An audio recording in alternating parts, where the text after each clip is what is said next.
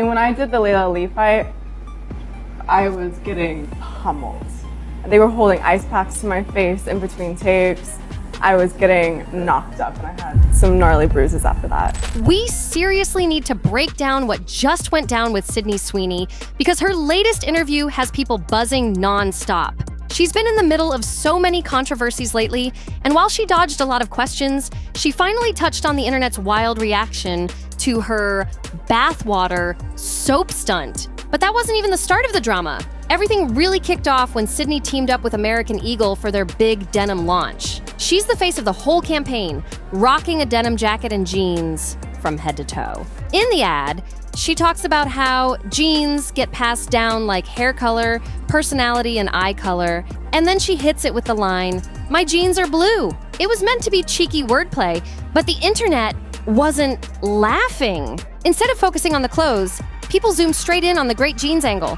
And with Sydney being blonde-haired and blue-eyed, the comments got heated fast. Critics started accusing the campaign of playing into some dark, outdated ideas, with tweets saying it looked like they were pushing the idea that blonde hair and blue eyes were somehow superior. Suddenly, what was supposed to be a fun jeans campaign blew up into a full-blown controversy. The backlash got so loud that American Eagle had to drop a statement trying to cool things off. They claimed it was only about the denim, not genetics, spelling out that it was Jeans and not Genes. But by then, the fire was already raging and the internet wasn't letting go.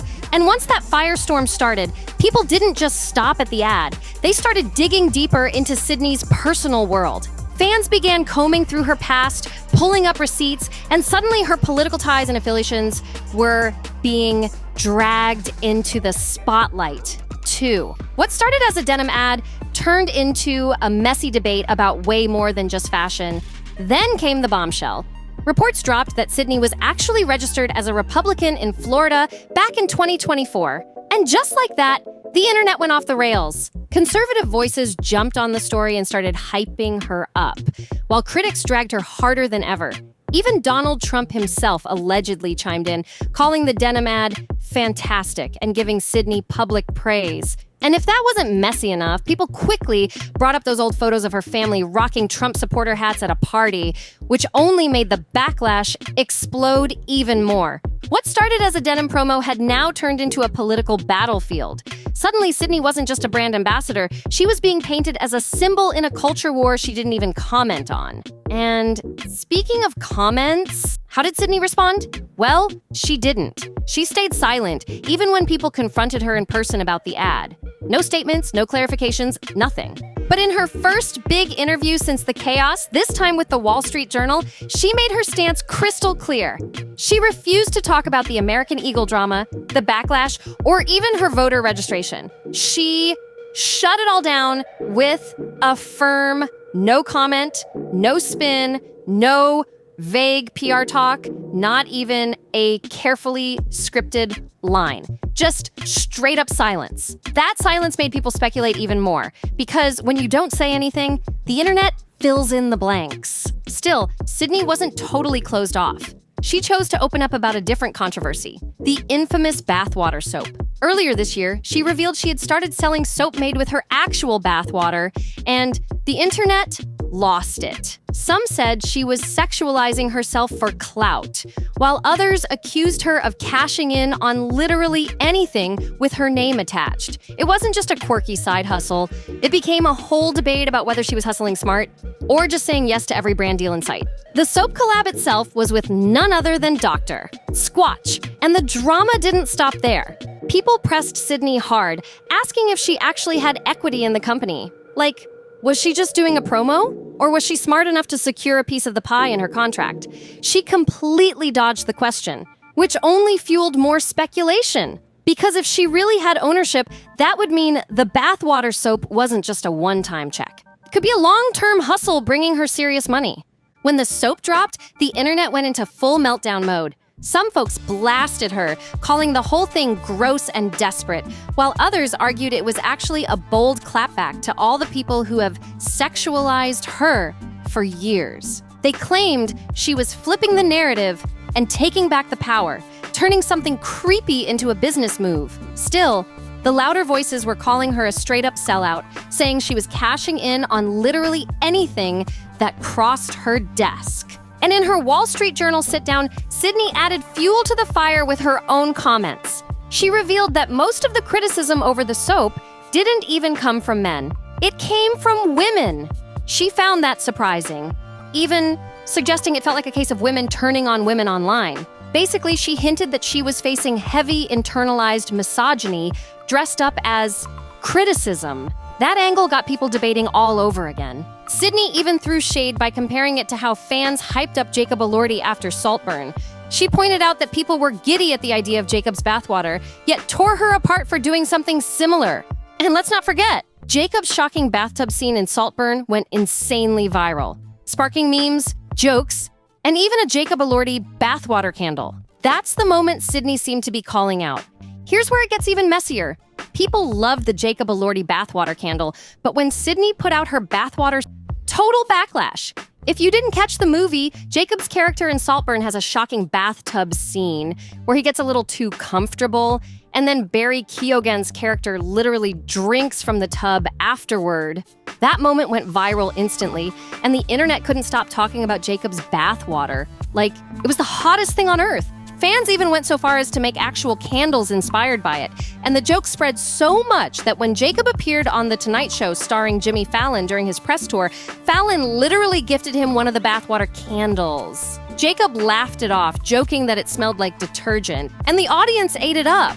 People were obsessed with the meme, the merch, the whole idea of it. But Sydney couldn't help pointing out the double standard. Everyone thought the Jacob Elordi candle was hilarious and creative, yet when she launched her bathwater soap, she was ripped apart online. Defenders of Jacob argued, well, he didn't actually sell those candles. Fans made them as a reference to the movie scene. They claimed it wasn't the same thing because the candles weren't linked to his real bathwater, while Sydney's product was literally marketed as being made from hers. That's where things got dicey. To critics, Sydney's move came across less like a funny inside joke and more like she was selling something way too personal, almost in the same lane as people selling used clothing items online. That comparison gave her soap release a much different vibe.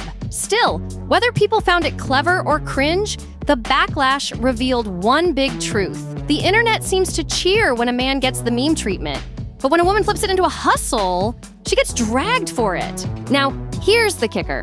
While Sydney's comparison to Jacob might not line up perfectly, her bathwater soap still turned into a gold mine. According to the Wall Street Journal, those soaps have been flipping on resale sites for as much as $1,500 each. So clearly she knew somebody out there was going to pay big money to get their hands on one. Even if people dragged her online, somebody was cashing out behind the scenes. But that's not her only headline-making controversy. The internet went wild when Sydney was spotted at Jeff Bezos' lavish wedding to Lauren Sanchez in Venice. Fans were instantly confused. Like, why was she even there? She's not exactly known for being part of Bezos' billionaire inner circle. A source later told Page Six that she was attending out of professional courtesy, basically paying respects to the boss. But of course, that only poured gasoline on the speculation that she had a deeper business tie to Bezos. And then came the rumors that shook things even more. Whispers that Sydney is gearing up to launch her own luxury lingerie brand. And guess what? It's allegedly backed by a firm that's partially funded by Jeff Bezos himself. Suddenly, people weren't just talking about her party invites. They were questioning whether she was tying her career directly to one of the most controversial billionaires on the planet. And let's be real, Bezos doesn't exactly scream good PR. As the founder of Amazon and one of the richest men alive, he's become a walking symbol of excess capitalism, corporate scandals, and brutal labor practices. So, when Sydney cozies up to someone like him, the internet doesn't see it as glamorous. They see it as selling out, morally and publicly. Critics started coming for her, hard, questioning why she'd align herself with a man who represents everything people say is wrong with billionaire culture. When pressed, Sydney stayed quiet again, declining to comment on whether this lingerie collab was actually in the works. But according to the Wall Street Journal, she definitely keeps an eye on what people are saying about her online, even if she doesn't clap back directly. Sydney claims she keeps an eye on the online chatter, but insists she doesn't let it drag her down. She admitted she likes to have her finger on the pulse of what people are saying because in her mind, everything is a conversation with the audience. But in her latest interview, she finally tackled one topic that just won't die. That infamous 2022 confession about her money struggles. Back then, Sydney was blowing up thanks to Euphoria and The White Lotus, yet she dropped a bombshell that she couldn't afford to take even 6 months off work. Fans were stunned. How could one of TV's rising stars be strapped for cash? She explained that the streaming era doesn't pay like people think, and once agents, managers, lawyers, and her mortgage were covered, there wasn't much left over. Her honesty, though, backfired big time. Instead of sympathy, a wave of backlash hit her hard. People accused her of being tone deaf for complaining about finances, while everyday folks were struggling to pay rent, gas, and groceries. The criticism only got harsher when news broke that she had just purchased a multi-million-dollar home. The reaction online was brutal. Fans were like, "Girl, just live below your means." The internet didn't want to hear about an actress with luxury real estate talking about being broke. Sydney tried to clarify that she wasn't whining. She was simply saying that if she stopped working, she couldn't maintain the lifestyle she'd built. But the way it came across rubbed people the wrong way. And the internet hasn't let her forget it since. Fast forward to now, and that quote still follows her around like a shadow. In her Wall Street Journal sit-down, she admitted the story gets dragged up constantly, even years later, like it's become a permanent part of her narrative. Sydney tried to set the record straight, saying the real issue wasn't about being broke. It was about not being able to step away from work. She explained, "I was so busy, and I still am. But I choose that because I don't want to take 6 months off. I get anxiety even thinking about taking a few days off." For her, being on set isn't just a job, it's her safe space. Director Bryce Figg, who worked with her in New Jersey earlier this year on The Housemaid, backed that up, saying she was completely present, emotionally up for anything, and never brought drama to set. Basically, Sydney lives to work, and stepping away just isn't in her DNA. But when the interview shifted from career talk to her personal life, things got extra messy. She was asked about her engagement that recently got called off, a headline that exploded earlier this year. And the timing of it all only stirred the pot more, because right after the news broke, she was spotted at Glenn Powell's sister's wedding. Instantly, the internet started buzzing, tying it back to those steamy dating rumors that followed them while filming Anyone But You. Even though Sydney and Glenn both had partners during filming, fans couldn't stop speculating about their chemistry. So when she popped up at his family's wedding after her own engagement ended, people thought it was finally confirmation that something was happening. But she quickly shot that down, insisting they're just friends, nothing more. Still, the whispers haven't stopped. And to make it even messier, Sydney and her ex-fiancé aren't just exes. They were also business partners. Together, they co-founded 50/50 Films, the production company behind Anyone But You, Immaculate, and the upcoming Christy Martin biopic. That means even though the romance is done, their professional ties are far from over. And of course, that only makes the breakup drama harder to escape. When asked point blank if she's still working with Jonathan Davino, the ex-fiancé who co-founded 50/50 Films with her back in 2020, Sydney shut it down instantly. She refused to spill a single detail, saying firmly, "I'm going to keep all of my personal stuff out of it." That silence spoke volumes, and it only made fans more curious about how tangled her business and personal lives really are. But while Sydney stayed quiet, someone else decided to jump into the chaos. The singer took to Instagram to defend Sydney's latest project after the film started struggling at the box office.